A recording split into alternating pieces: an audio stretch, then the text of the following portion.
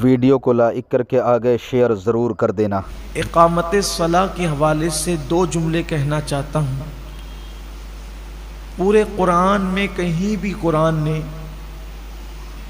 نماز پڑھنے کا حکم نہیں دیا، بلکہ نماز قائم کرنے کا حکم دیا۔ اقامت صلاح، نماز قائم کرنا۔ اس کے ضمن میں مفسرین نے دو باتیں لکھی ہے۔ نماز قائم کرنے کا مطلب یہ ہے کہ ایک وقت کی نماز بھی جان بوجھ کر نہ چھوٹے، پہلی بات۔ اور دوسری بات یہ ہے کہ جب تم نماز پڑھو تو اسلام نے جو ارکان بتائے ہیں اس کو ٹھیک ٹھیک ادا کرو۔ جیسے ہاتھ اٹھانے کا جو قانون ہے اس کے مطابق ہاتھ اٹھاؤ، ہاتھ باندھنے کا جو قانون ہے اس کے مطابق، رکوع کرنے کا جو قانون ہے اس کے مطابق، یعنی اس حدیث پر عمل کرو، صلو کما رأیتمونی اصلی۔ اللہ کے حبیب علیہ السلام فرماتے ہیں نماز ایسے پڑھو جیسے مجھے نماز پڑھتے ہوئے دیکھتے ہو۔ اب آپ دیکھ لیں نماز کی حالت میں کسی کے ہاتھ یوں ہوتے ہیں، کسی کے ہاتھ یوں ہوتے ہیں، یعنی جس کی جو مرضی ہے وہ کرتا ہے۔ یہ اقامت صلاح کا قانون نہیں ہے، اپنی مرضی نہیں۔ نماز سیکھیے اور سیکھ کر پڑھیے۔ میں نے تفسیر قرآن میں پہلے ہی دن کہا تھا، جو روزانہ ہمارے ہاں ہوتی ہے تراویح کے بعد، کہ کم سے کم گھنٹہ ڈیڑھ گھنٹہ نکال کر کسی اچھے عالم دین کے پاس یا کسی معلومات والے مبلغ کے پاس تھوڑا سا بیٹھ کر نماز سیکھ لیں، ظاہری ارکان کیا ہیں۔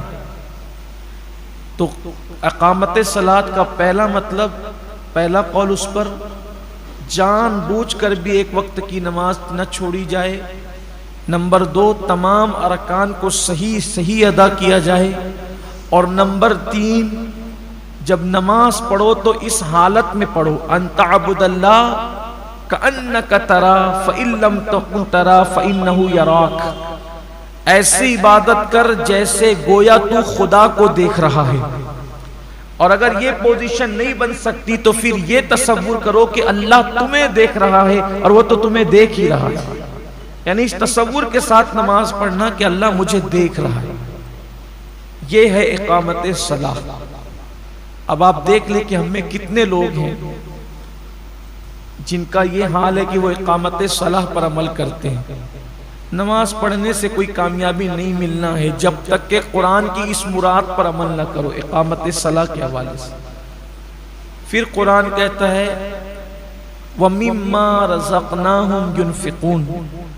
آج میرا اصل عنوان یہی ہے کہ وہ اللہ کی دی ہوئی روزی سے، دیکھو قرآن مقدس کا لہجہ، قرآن کا انداز، کتنی حکمت بھرے انداز میں قرآن گفتگو کرتا ہے۔ وَمِمَّا رَزَقْنَاهُمْ يُنْفِقُونَ، اور ہماری دی ہوئی روزی سے، یعنی اللہ کی دی ہوئی روزی سے وہ اللہ کی راہ میں خرچ کرتے ہیں۔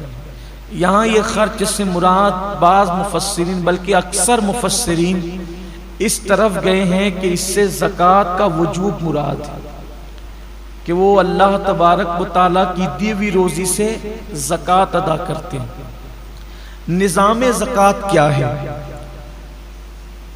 پہلی بات تو قرآن نے غلط فہمی دور کر دی کہ تم اپنے مال سے نہیں دیتے، مال تو تمہارا ہے بھی نہیں، تم خود تمہارے نہیں ہو، ہماری دی ہوئی روزی سے جو ہم نے دیا ہے۔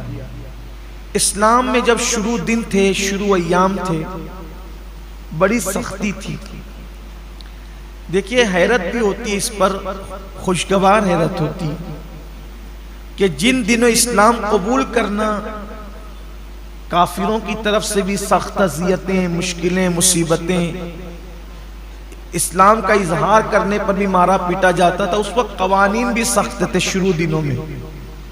شروع دنوں کے قوانین یہ تھے کہ مسلمان جتنا کمائیں گے تو دن بھر میں اپنی ضرورت پہ وہ جتنا خرچ کر سکتے ہیں کر لیں، باقی جتنے پیسے بچیں گے ان کو بستر پہ جانے سے پہلے وہ سارے پیسے اللہ کی راہ میں تقسیم کر دینا ہے، یعنی وہ جمع نہیں کر سکتے تھے۔ اسی لیے جو شروع دن کے مسلمان ہیں ان کی بڑی اہمیت ہے، سابقون الاولون، ان کا ثواب بھی سب سے الگ ہے، بلکہ اور صحابہ بھی ثواب میں ان کے برابر نہیں ہے۔ جو بعد میں آئے وہ بھی صحابی ہیں، جنہوں نے شروع میں کلمہ پڑھا وہ بھی صحابی ہیں، جو فتح مکہ کے بعد آئے وہ بھی صحابی ہیں، دونوں قابل احترام ہیں۔ لیکن یہ جو سابقون الاولون ہیں ان کا مٹھی بھر جو خیرات کرنا اور فتح مکہ کے بعد آنے والوں کا احد پہاڑ کے برابر سونا خیرات کرنا، دونوں برابر نہیں۔ اب آپ سوچ سکتے ہیں، ہے دونوں صحابی، ہے دونوں صحابی۔ اصل میں یہ حدیث جو آئی ہے نا کہ میرے صحابی کا مٹھی بھر جو خیرات کرنا اور تمہارا احد پہاڑ کے برابر سونا خیرات کرنا دونوں برابر، ہوا یہ تھا کہ ایک صاحب نے جو فتح مکہ کے بعد ایمان لائے تھے، انہوں نے کسی پہلے ایمان لانے والے صحابی کو کچھ کہہ دیا تھا، ان کا دل دکھ گیا آگے شیئر ضرور کر دینا۔ اللہ حافظ۔ تو اس پر یہ حدیث اللہ کے رسول علیہ السلام نے بیان فرمائی، یعنی صحابہ میں بھی درجے ہیں۔